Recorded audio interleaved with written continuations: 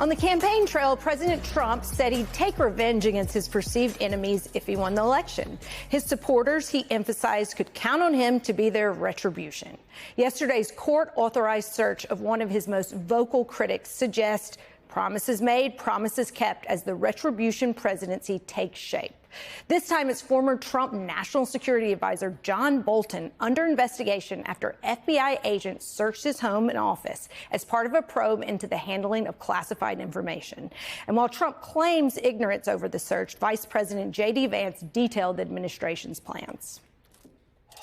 We're in the very early stages of an ongoing investigation into John Bolton. I will say we're going to let that investigation proceed. What I can tell you is that unlike the Biden DOJ and the Biden FBI, our law enforcement agencies are going to be driven by law and not by politics. And so if we think that Ambassador Bolton has committed a crime, of course, eventually prosecutions will come. Joining us now is George Conway, conservative lawyer and president of the Society of the Rule of Law. He's also the co-host of the George Conway Explains It All podcast. George was also in the neighborhood as the events unfolded. So, George, did you get a tip about this? How did you know that it was happening is my first question. And then my second question is, what did you see in terms of the volume of what was being, taken out of John Bolton's home? By the time I found out about it basically because Kash Patel had been talking about it and people were talking about it on social media. I live 10 minutes away. So I was there by 8 o'clock. But by the time I got to John Bolton's house, there was already a crowd of media and neighbors and onlookers there. So I just found out about it like everyone else. It's just that I know where he lives because I live around here and I've driven my daughters to and from their friend's house by driving by his house. And let's show some footage of when the boxes were taken from Mar-a-Lago, and then what we just were showing you some footage of John Bolton's house. Is there any correlation between the volume of what's being taken versus what's actually there? Yeah, we have no idea whether there's anything in there that is ultimately could provide evidence against John Bolton.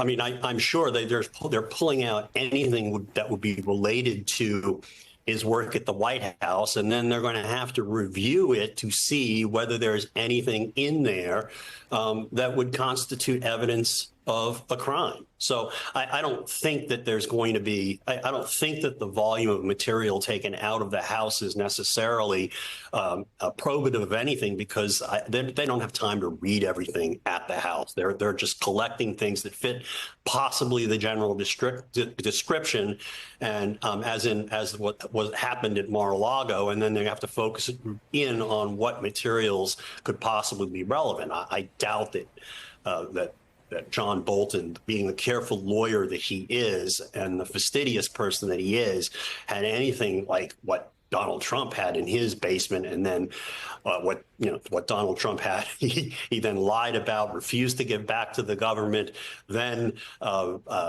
tried to destroy security camera footage about when he had people move the documents to hide from the FBI. I don't think we're going to have any evidence anywhere near like that. George, can I ask you what your thoughts were on hearing Vice President Vance in that interview there use words like "we're conducting" and "our" in reference to an investigation?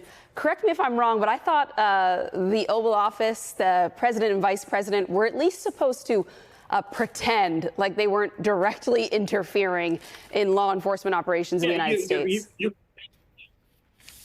That book has been thrown out. We're operating under a new set of rules here, where we have political prosecutions that are directed, to please the president of the United States, where the incoming FBI, the new FBI director, who has zero serious experience in law enforcement and none at the FBI, put out coloring books that praised the Donald Trump when he was, under indictment, and then had enemies lists.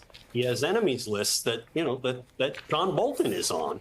So this is a totally new environment that we have and totally new rules here. There's no serious pretense here that they're abiding by the rule of law, contrary to what Mr. Vance is saying.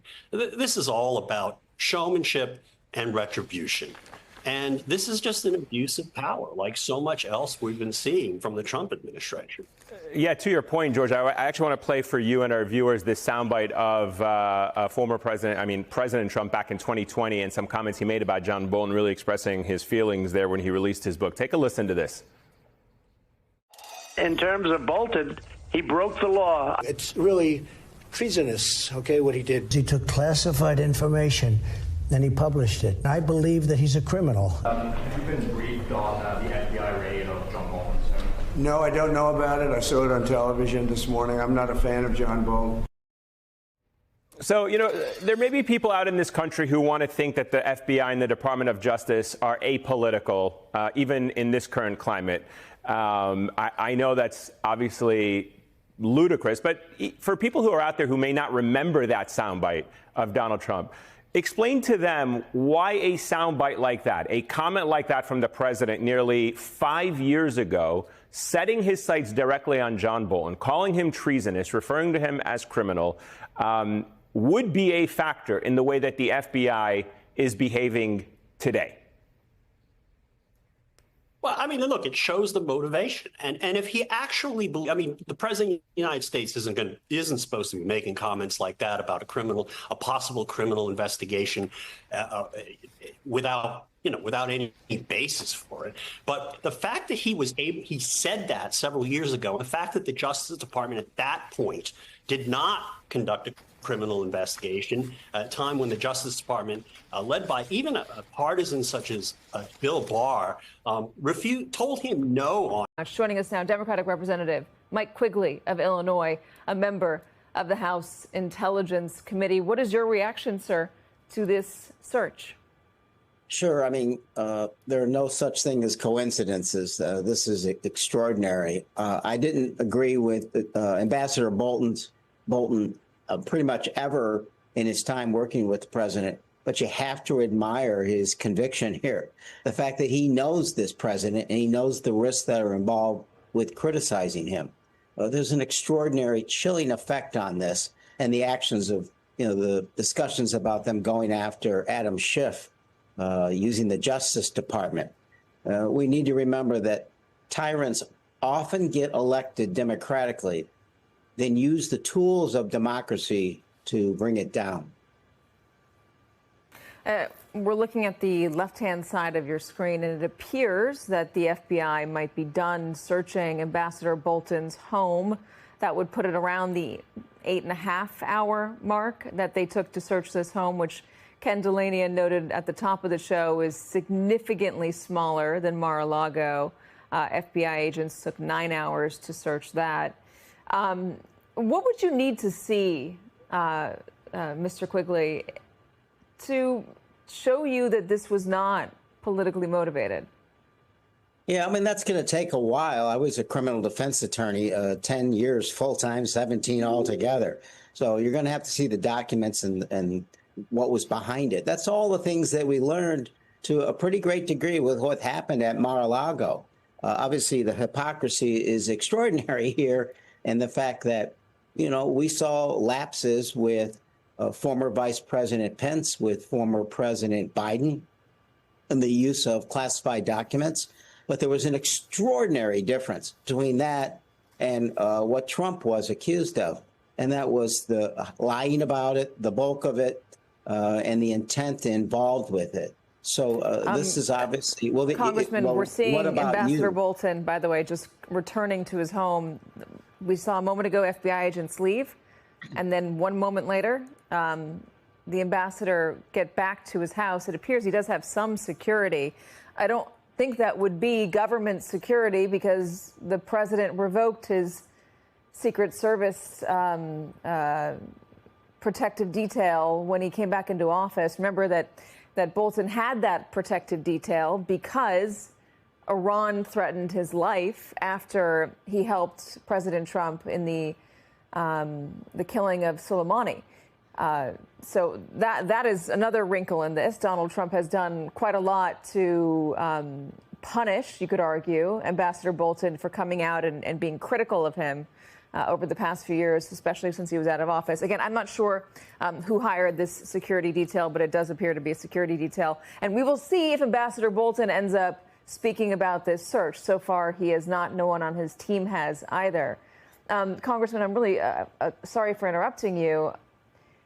We're going to see an affidavit eventually. I mean, we should be seeing it. Is there something in there that would point you in the direction of this being legitimate? Again, it's a body of evidence. It's looking at these documents and who attested to them. You know, I did the same analysis when we saw the Mar-a-Lago FBI raid, and a lot of that made sense. And the only reason the president wasn't charged is because he's the president. I've said all along, no one's above the law, and if Ambassador Bolton did something wrong, so be it. But this is the retribution tour the president's undertaken. It's one he warned, and his FBI director talked about it, wrote about it in his books. And it's scary to think that's where we are. What this whole affair showcases is that Trump is weaponizing law enforcement and investigations and all of that to either help him and or hurt his enemies. And what Trump thinks he's doing right here, which is using this new Bolton investigation to distract from the Epstein stuff, is actually reinforcing in the minds of people, and many of you have told me this, I've read it online, I've seen it from others, that this is reinforcing the lack of credibility he has given how he's acted around Maxwell, and this really underscores it. Because again, what he's trying to do is, yes, go back to his campaign and get the retribution he promised that he would get during the campaign. It's one of the few campaign promises he might actually keep if we're being perfectly frank. But also it's a distraction. He's like, if I do this, if I go after one of my enemies, a very high profile enemy, maybe I will get the Epstein story pushed to the back page at least for a couple days, and I can get some breathing room. But I think the opposite is happening. Because what it's showing is that if Trump is willing, and then Trump can say what he wants, no one actually believes that this wasn't directly from him. Trump pushes a direct investigation into one of his rivals, one of his enemies. That person, obviously is a super right-winger, anti-socialist.